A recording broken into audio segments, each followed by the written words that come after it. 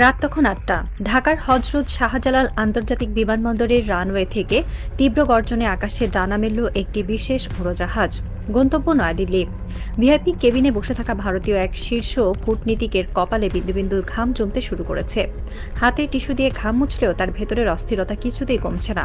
একটু আগেই ঢাকায় তিনি যে রুদ্ধশ্বাস বাস্তবতার মুখোমুখি হয়েছেন তা দিল্লির সাউথ ব্লকে গিয়ে কিভাবে ব্যাখ্যা করবেন সেই চিন্তায় তার স্নায়ুর উপর প্রচণ্ড চাপ পড়ছে। তার ব্রিফকেসে থাকা রিপোর্টে কোনো সুসংবাদ নেই। গত কয়েক দশক ধরে ভারত যে দেশটিকে নিজেদের ভূ রাজনৈতিক পকেটের অংশ বলে মনে করত, সেই দেশটি আজ শুধু তাদের হাতের মুঠো থেকেই বেরিয়ে যায়নি, বরং বিশ্বের সবচেয়ে বড় পরাশক্তিগুলোর সাথে সরাসরি নিজস্ব এজেন্ডায় হাত মিলিয়েছে। ভারতের নীতি নির্ধারকরা ভেবেছিলেন ঢাকার মাটিতে আসা মার্কিন যুক্তরাষ্ট্রের বিশেষ দূত সার্জিও গৌর হয়তো দিল্লির কোনো ওকালতি করবেন, হয়তো তিনি বাংলাদেশের নতুন সরকারের উপর এমন কোনো চাপ সৃষ্টি করবেন যা ভারতের এজেন্ডা বাস্তবায়নে সহায়ক হবে। কিন্তু বাস্তবতা হলো সম্পূর্ণ ভিন্ন। সার্জিও গৌর ঢাকাকে স্পষ্ট জানিয়ে দিয়েছেন আমেরিকা বাংলাদেশের সাথে সম্পূর্ণ নিজস্ব দ্বিপাক্ষিক সম্পর্কের ভিত্তিতে ডিল করবে। ভারতের কোনো এজেন্ডা বা আবদার আমেরিকান অ্যাম্বাসেডর বহন করবে না। এই একটিমাত্র বার্তা দিল্লির সমস্ত অহংকার আর ব্লু প্রিন্টকে ধূলিসাৎ করে দিয়েছে। ভারতের দাদাগিরির দিন শেষ। ঢাকার মসনদে এখন এমন কিছু মাস্টার মাইন্ড বসে আছেন যারা ওয়াশিংটন আর বেইজিং এর মতো দুই বিপরীতমুখী পরাশক্তিকে একই সাথে নিজেদের পক্ষে দাঁড় করানোর জাদুকরী ক্ষমতা রাখেন। কিভাবে ঘটল এই অবিশ্বাস্য ভূরাজনৈতিক বিপ্লব? কিভাবে একটি দেশ একই সাথে আমেরিকার সর্বোচ্চ সম্মান এবং চীনের মেগা প্রজেক্টের গ্রিন সিগন্যাল পেয়ে গেল? পর্দার আড়ালে কে সেই কারিগর যিনি ভারত আর ইসরায়েলের শক্তিশালী লবিকে একাই গুড়িয়ে দিয়েছেন?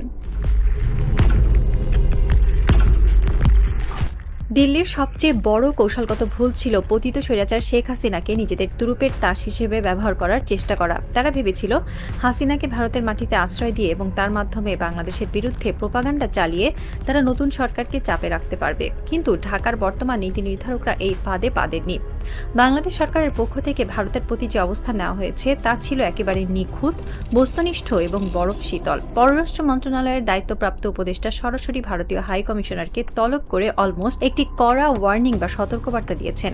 স্পষ্ট ভাষায় জানিয়ে দেওয়া হয়েছে ভারত যেন কোনোভাবেই তাদের মাটিকে শেখ হাসিনার জন্য একটি পলিটিক্যাল প্ল্যাটফর্ম হিসেবে ব্যবহার করতে না দেয়।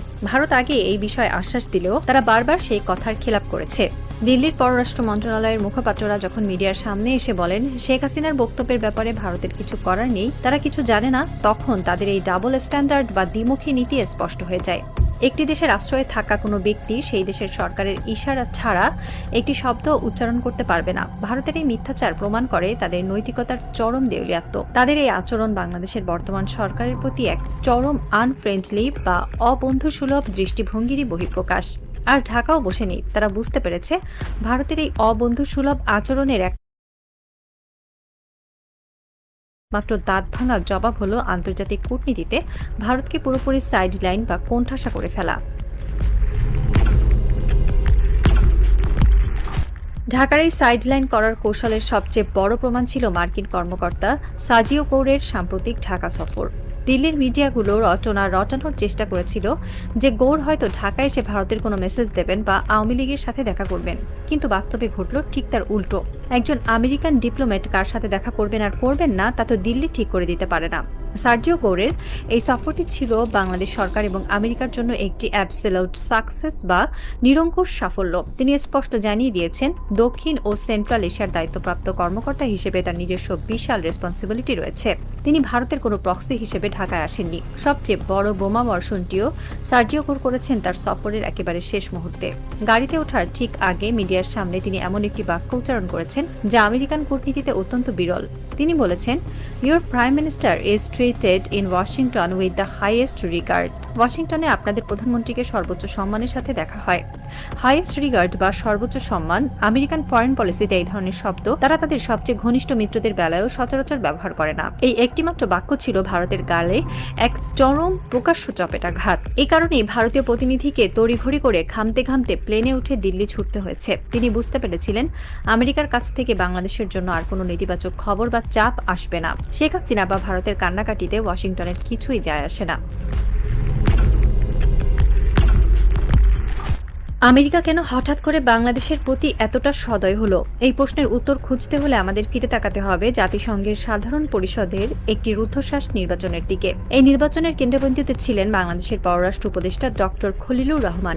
তিনি যখন জাতিসংঘের সাধারণ পরিষদের প্রেসিডেন্ট পদে লড়েছিলেন, তখন তার বিরুদ্ধে এক ভয়ঙ্কর জোট গড়ে তুলেছিল ভারত এবং ইসরায়েল।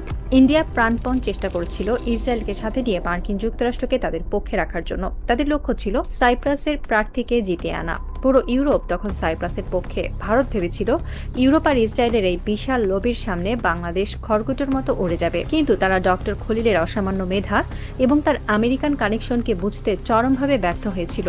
দীর্ঘ 22 বছর আমেরিকায় কাটানো ডক্টর খলিলের আমেরিকান ইন্টেলিজেন্স কমিউনিটি এবং নীতি নির্ধারকদের উপরে ছিল এক অটুট বিশ্বাসযোগ্যতা।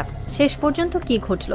ইউনাইটেড স্টেটস সরাসরি ডক্টর খলিলুর রহমান এবং বাংলাদেশের পক্ষে অবস্থান নিল। শুধুমাত্র 4টা ভোটের ব্যবধানে ভারত আর ইসরায়েলি লবিকে মাটিতে আছড়ে ফেলে বিজয়ী হলেন ডক্টর খলিল। আরও 3টি দেশের ভোট তিনি এমনভাবে জোগাড় করেছিলেন যা ভারত কল্পনাও করতে পারেনি। এই পরাজয় দিল্লির সাউথ ব্লকের জন্য ছিল আক্ষরিক অর্থেই একটি হার্ট অ্যাটাকের মতো। ডক্টর খলিলের এই অভাবনীয় যোগাযোগ এবং মাস্টার মাইন্ড কূটনীতির ফলেই বাংলাদেশ আজ আন্তর্জাতিক অঙ্গনে এতটা শক্তিশালী অবস্থানে পৌঁছাতে পেরেছে। ডক্টর খলিলের এই জাদুকরী কূটনীতির সরাসরি প্রভাব পড়তে শুরু করলো বাংলাদেশের সামরিক এবং কৌশলগত খাতে। হঠাৎ করেই একদিনের নোটিশে ঢাকায় এসে নামলেন আমেরিকান প্যাসিফিক কমান্ডার, একজন 4-স্টার অ্যাডমিরাল যার অধীনে রয়েছে বিশ্বের সবচেয়ে শক্তিশালী নৌবহরগুলোর একটি। তার এই আকস্মিক ঢাকার সফর কোনো সাধারণ ঘটনা ছিল না। তিনি সরাসরি বৈঠক করলেন বাংলাদেশের নৌবাহিনীর প্রধানের সাথে। বাংলাদেশের বর্তমান নেভি চিফ একজন হাইলি কোয়ালিফাইড অফিসার, যার ব্যাকগ্রাউন্ড এবং ট্র্যাক রেকর্ড আন্তর্জাতিকভাবে স্বীকৃত। এই বৈঠকটির মেসেজটি ছিল পানির মতো পরিষ্কার। ভারতের বাপেরও সাধ্য নেই যে প্যাসিফিক কমান্ডারের সাথে বাংলাদেশের এই নতুন নৌ সম্পর্ককে বিন্দুমাত্র প্রভাবিত করবে। মার্কিন যুক্তরাষ্ট্রের সাথে বাংলাদেশের নৌবাহিনীর এই নতুন এবং স্বতন্ত্র সম্পর্ক বঙ্গোপসাগরে বাংলাদেশকে এক নতুন অপ্রতিদ্বন্দ্বী শক্তিতে পরিণত করতে যাচ্ছে। বঙ্গোপসাগরের নীল জলে এখন আর দিল্লির একক দাদাগিরি চলবে না। সেখানে এখন পাহারায় থাকবে বাংলাদেশ এবং তার নতুন পরাশক্তি মিত্ররা। এই থ্রিলারের সবচেয়ে রোমাঞ্চকর এবং অবিশ্বাস্য অধ্যায়টি হল চীনের সাথে বাংলাদেশের সম্পর্ক। সাধারণত দেখা যায় আমেরিকা যার মিত্র, চীন তার চরম শত্রু। কিন্তু বাংলাদেশের ক্ষেত্রে ঘটেছে এক জাদুকরী ভারসাম্য। মার্কিন যুক্তরাষ্ট্রের সাথে এত গভীর সামরিক ও কূটনৈতিক সম্পর্ক থাকা সত্ত্বেও চীনের সাথে বাংলাদেশের মেগা প্রজেক্টগুলোতে আমেরিকার কোনো আপত্তি নেই। ভারত দীর্ঘদিন ধরে রটানোর চেষ্টা করছিল যে সার্জিও গোর হয়তো ঢাকায় এসে চীনের সাথে বাংলাদেশের করিডোর চুক্তি বন্ধ করে দেবেন, কিন্তু বাস্তবে এর কিছুই হয়নি। বাংলাদেশ ইতিমধ্যেই চীনকে ট্রেড করিডোর দেওয়ার ব্যাপারে গ্রিন সিগন্যাল দিয়ে দিয়েছে। এই করিডোরটি চীনের কুনমিং থেকে শুরু হয়ে মিয়ানমারের মান্দালয় এবং সেটওয়ে বন্দর থেকে সরাসরি কক্সবাজারে এসে পৌঁছাবে। প্রায় ৪,৫০০ কিলোমিটারের এই রেল বা সড়ক করিডোরটি আগামী 6 মাসের মধ্যেই চীনের তৈরি করে ফেলার সম্ভাবনা রয়েছে। এর ফলে কি হবে? ঢাকা থেকে ট্রেনে করে মাত্র 2 দিনে কুনমিং যাওয়া যাবে। বাংলাদেশের পণ্য অত্যন্ত কম সময় এবং কম খরচে চীনের বিশাল বাজারে প্রবেশ করবে। আবার চীনের পণ্য এই করিডোর দিয়ে বঙ্গোপসাগরের পোর্টে আসবে, যার ফলে বাংলাদেশের বন্দরগুলোতে বিপুল পরিমাণ বৈদেশিক মুদ্রার আয় হবে। সবচেয়ে বিস্ময়কর ব্যাপার হলো চীনের এই বিশাল অর্থনৈতিক উপস্থিতিতে আমেরিকার কোনো বাধা নেই। ডক্টর খলিলের আউটস্ট্যান্ডিং ডিপ্লোমেসি প্রমাণ করেছে যে একটি দেশ চাইলে একই সাথে আমেরিকার নিরাপত্তা বলয় থেকে চীনের অর্থনৈতিক সুবিধা আদায় করে নিতে পারে। বাংলাদেশ এখন তার ইতিহাসের সবচেয়ে ক্রুশিয়াল বা গুরুত্বপূর্ণ ট্রানজিশন পিরিয়ডের মধ্য দিয়ে যাচ্ছে। বিগত 15 বছর ধরে বাংলাদেশ ছিল ভারতের একটি অনুগত প্রক্সি স্টেট, কিন্তু আজ ভারতকে পুরোপুরি প্রত্যাখ্যান করে বাংলাদেশ তার নিজের শর্তে বিশ্বের সাথে সম্পর্ক তৈরি করছে। আমরা চীনের সাথে এমন এক অর্থনৈতিক সম্পর্ক গড়তে যাচ্ছি যা খোদ মার্কিন সমর্থন পাচ্ছে। এই অসাধ্য সাধনটি সম্ভব হয়েছে কারণ বাংলাদেশের বর্তমান নীতি নির্ধারকরা, বিশেষ করে ডক্টর খলিলুর রহমানের মতো মানুষেরা বিশ্ব রাজনীতির নারীর স্পন্দন বোঝেন। তারা জানেন কিভাবে দুই বিপরীতমুখী পরাশক্তির মাঝে ব্যালেন্স বা ভারসাম্য রাখতে হয়। এর প্রমাণ পাওয়া যায় ঢাকায় নিযুক্ত চাইনিজ অ্যাম্বাসেডরের দিকে তাকালে। তিনি এখন অত্যন্ত অ্যাক্টিভ। প্রতিদিন বিভিন্ন সেমিনার এবং কার্যক্রমে তিনি অংশগ্রহণ করছেন। চীন বুঝতে পেরেছে বাংলাদেশে এখন এমন একটি সরকার রয়েছে যারা কারো কথায় উঠে বসে না, বরং নিজেদের জাতীয় স্বার্থকে সবার উপরে রাখে। ভারতের প্রধানমন্ত্রী, প্রতিরক্ষা মন্ত্রী, পররাষ্ট্রমন্ত্রী এবং জাতীয় নিরাপত্তা উপদেষ্টা গোল হয়ে বসে আছেন একটি টেবিলের চারপাশে। তাদের সামনে রাখা আছে ঢাকা থেকে ফিরে আসা সেই কূটনীতিকের রিপোর্ট। কক্ষটিতে কেউ কোনো কথা বলছেন না। এই 4-5 জন মানুষ যারা একসময় বাংলাদেশের প্রতিটি রাজনৈতিক সিদ্ধান্ত নিয়ন্ত্রণ করতেন, তারা চরম অসহায়। তাদের চোখের সামনে দিয়ে ঢাকা এমন এক ভূ রাজনৈতিক মাস্টার স্ট্রোক খেলে দিয়েছে যার কোনো জবাব তাদের কাছে নেই। তারা বুঝতে পেরেছে আমেরিকা তাদের কোনো এজেন্ডাই আর ক্যারি করবে না। তারা বুঝতে পেরেছে বঙ্গোপসাগরের জলে এখন মার্কিন প্যাসিফিক কমান্ডের সাথে হাত মিলিয়েছে বাংলাদেশের নৌবাহিনী, আর স্থলভাগে চীনের মেগা করিডোর এসে কড়া নাড়ছে কক্সবাজারের দরজায়। ভারত এখন চারদিক থেকে সম্পূর্ণ একঘরে। তাদের অখণ্ড ভারত বা আঞ্চলিক দাদাগিরির স্বপ্ন তাসের ঘরের মতো ভেঙে পড়েছে। বাংকারের বাইরে ভোরের আলো ফুটতে শুরু করেছে, কিন্তু ভারতের নীতি নির্ধারকদের কাছে এই ভোর নতুন কোনো আশার বার্তা নিয়ে আসেনি। এটি এমন এক রুদ্ধশ্বাস স্নায়ুযুদ্ধের সূচনা যেখানে দাবার বোর্ডের পুরনো ছকগুলো চিরতরে অকেজো হয়ে গেছে। অন্যদিকে হাজার মাইল দূরে ঢাকার আকাশ আজ এক অদ্ভুত পবিত্রতায় স্নিগ্ধ। পূব আকাশে লাল সবুজের অহংকার নিয়ে মাথা তুলে দাঁড়াচ্ছে নতুন সূর্য।